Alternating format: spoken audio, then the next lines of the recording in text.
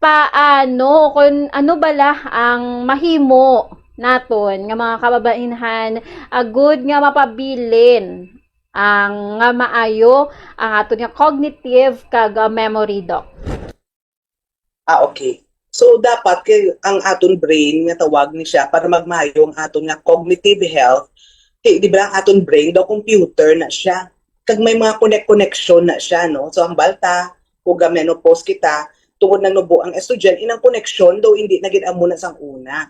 Pero ma-maintain ta ng connection paagi sa paggamit sang aton nga brain.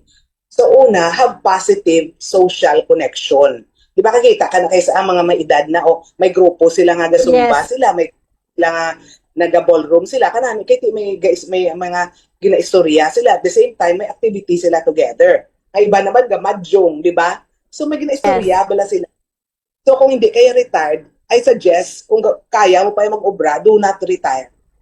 Kay ang nga tao Mm. nga ginagamit pang ila brain, syempre kung maobra ka, ginagpagana mo gina mo brain eh. So hindi siya dasin magpurol kay ginagamit mo siya. I have mga pasyente nga 90s na nga gaobra pa Japon kag alert pagit sila tungod nga may ara silang ginagamit Mm. nilang ila brain. Kag ang number one reason balas ang depression kung nagaedad na is Mm. tungod wala sila rason nga magbugtaw kung aga. So dapat sa mga elderly ta nga mga kauturan, mga nanay or lola, gaan yung gid sila sang rason nga magbugtaw sa aga.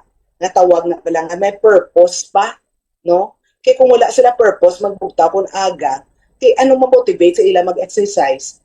Ano mag-motivate sa ila nga magkaon healthy, di ba? So dapat may reason, gid may purpose gid pa sila sa kabuhi nila para hindi na sila magpabaya bala.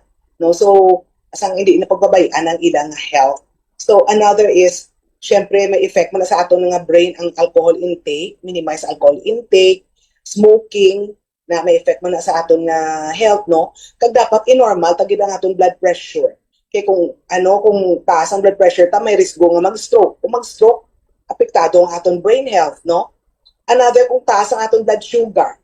Kung taas ang aton blood sugar, apektado man aton nga brain health kay ginadamage man ang mga nerves.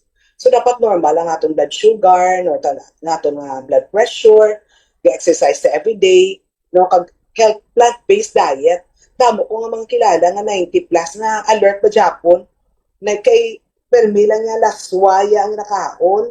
So plant-based diet kid, no? Kag minimize na ang mga processed food. So mga white carbs nga na, no? So minimize na kay nagapasaka sang aton nga blood sugar. Kag ang put in exercise also kay kung ga-exercise ikaw, may regular exercise ka, nami ang circulation sa dugo mo sa imo brain, di ma-healthy man gyapon ang imo brain manami ang connection kay na-maintinar mo ang maayo nga sirkulasyon sa imo nga brain. Okay, doc. Makanami